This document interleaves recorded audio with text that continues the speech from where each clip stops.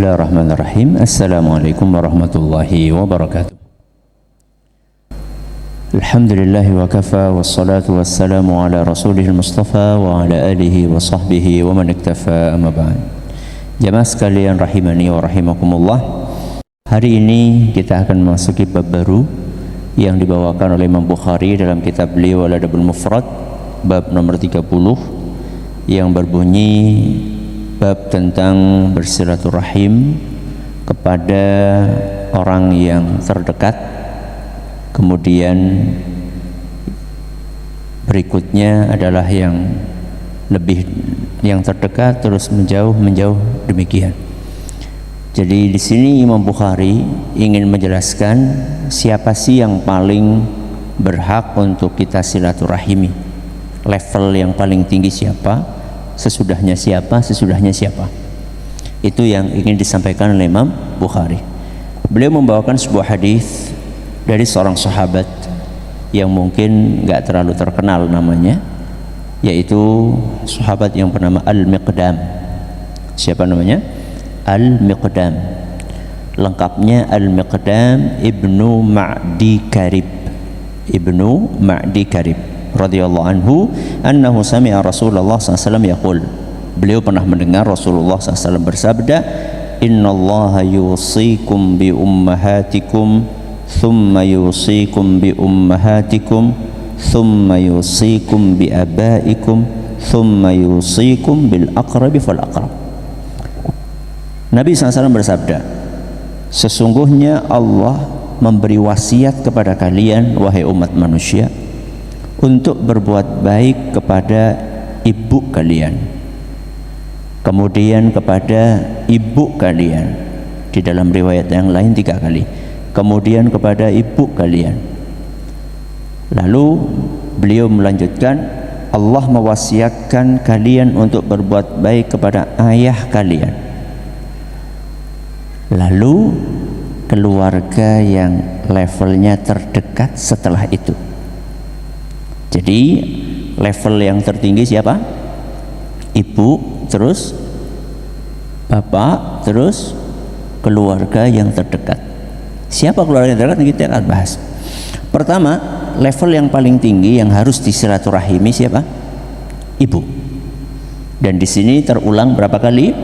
3 kali. Dan ini pernah kita sampaikan. Kenapa kok ibu oleh Nabi SAW diulangi 3 kali, sedangkan bapak cuma 1 kali? Masih ingat enggak? Kenapa 3 kali? 1, 2, 3. Mengandung, melahirkan, menyusui. Ini 3 aktivitas yang tidak bisa dilakukan oleh ayah, sehingga diulang berapa kali? 3 kali. Dan 3 aktivitas ini enggak disadari oleh anak. Kenapa? 3 hal ini tidak dirasakan, disadari oleh anak. Kenapa? Karena anak saat itu belum ngeh, belum paham. Jangankan saat disusui, jangankan saat di perut, saat disusui aja anak ini belum ngeh. Usia 1 tahun, 2 tahun itu belum terlalu ngerti apa yang terjadi, apa yang dilakukan belum terlalu ngerti. Sehingga banyak anak itu durhaka kepada ibu. Kenapa? Karena dia tidak melihat langsung, atau tidak merasakan, atau tidak ingat bagaimana jasa ibu kepada dia. Apalagi semakin besar, ketika anak itu butuh duit, mintanya ke siapa? Yang nyari duit siapa? Bapak. Seakan-akan jasa ibu itu terlupakan. Seakan-akan jasa ibu itu nggak teringat, karena ketika besar butuh apa-apa mintanya ke bapak, ibu juga mintanya ke bapak. Maka karena banyaknya kejadian anak lupa dengan jasa ibu, sehingga perlu untuk diulang-ulang oleh Nabi sampai berapa kali? 3 kali. Ya, ini berarti level tertinggi. Silaturahim level tertinggi adalah kepada siapa? Ibu. Jadi jangan sampai ada orang rajin silaturahim kemana-mana, kepada kerabat-kerabatnya yang jauh-jauh, tapi kepada ibu sendiri tidak perhatian. Ini salah besar. Karena level yang paling tinggi silaturahim kepada siapa? Ibu. Berikutnya siapa? Bapak. Kenapa bapak? Karena bapak adalah salah satu dari dua sejoli yang menjadi sebab lahirnya kita ke muka bumi. Ibu saja tidak mungkin. Yang namanya pernikahan kan laki-laki sama apa? Perempuan. Tidak mungkin kita bisa lahir dari ibu saja. Kita itu bukan Nabi Isa yang terlahir dari siapa? Dari Maryam, tanpa ada pernikahan. Kita ini manusia biasa, sehingga bapak punya jasa yang besar karena dialah salah satu sebab kita ada di muka bumi. Apalagi jasanya bapak? Ya jelaslah membanting tulang, ya, bekerja siang dan malam untuk membiayai kita. Dan sering kita dapatkan bahwa ayah itu rela untuk menahan lapar, yang penting anaknya makan. Coba jenengan antum perhatikan. Coba sekarang orang-orang yang jualan sampai malam, hujan lebat, orang-orang yang dorong gerobak, orang-orang yang nyari rongsok, berpeluh seperti di sawah, ada yang narik becak, ada yang jadi kenet, ada. Itu untuk siapa dia cari? Untuk anaknya. Untuk anaknya. Ya. Dia rela begitu siang dan malam untuk membiayai siapa? Ya anaknya. Sehingga wajar ketika bapak itu level kedua. Setelah itu Nabi SAW mengatakan al-aqrab fal-aqrab. Setelah itu adalah keluarga terdekat. Siapa terdekat setelah bapak dan ibu? Mari kita perhatikan. Kakek dan nenek. Siapa? Kakek dan nenek. Jadi setelah bapak, ibu, terus kakek dan nenek. Kenapa kakek dan nenek? Karena kakek dan nenek itu levelnya seperti bapak dan ibu. Ya, bapak ke atas itu siapa? Kakek dan nenek. Ibu ke atas juga kakek dan nenek. Entah itu kakek dan nenek dari jalur bapak maupun kakek dan nenek dari jalur ibu. Kakek dan nenek. Siapa lagi? Anak. Siapa? Anak.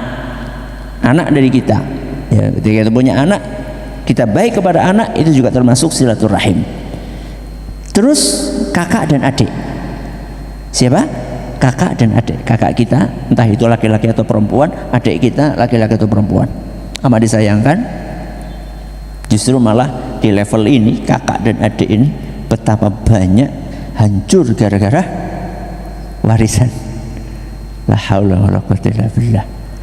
Betapa banyak hubungan kakak adik hancur gara-gara rebutan warisan, padahal mereka termasuk kerabat yang harus disilaturahimi. Sudah ya, kita ulang. Kakek nenek, terus anak, terus kakak dan adik. Berikutnya adalah paman dan bibi. Siapa? Paman dan bibi. Entah itu paman dan bibi dari bapak, bahasa Arabnya am dan ammah.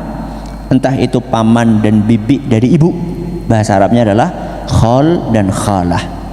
Ya, itu bedanya am dengan khal. Nah, kemudian setelah itu siapa?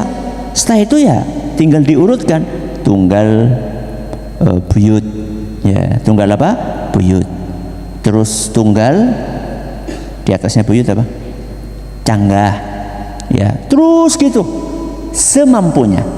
Tapi kalau misalnya kita ditanya siapa yang pertama kali harus didahulukan? Ibu, bapak, siapa tadi? Kakek, nenek, anak, kakak adik, paman bibi. Itu yang harus didahulukan. Kalau misalnya kita masih punya kemampuan, punya waktu, punya harta, maka selanjutnya adalah keluarga yang satu buyut, satu canggah, dan seterusnya. Inilah urutan yang harus kita silaturahimi yang disebutkan oleh hadis Nabi sallallahu alaihi wasallam. Mudah-mudahan bermanfaat bagi kita semuanya. Subhanakallahumma wa bihamdika asyhadu an la ilaha illa anta astaghfiruka wa atubu ilaik. Assalamualaikum warahmatullahi wabarakatuh.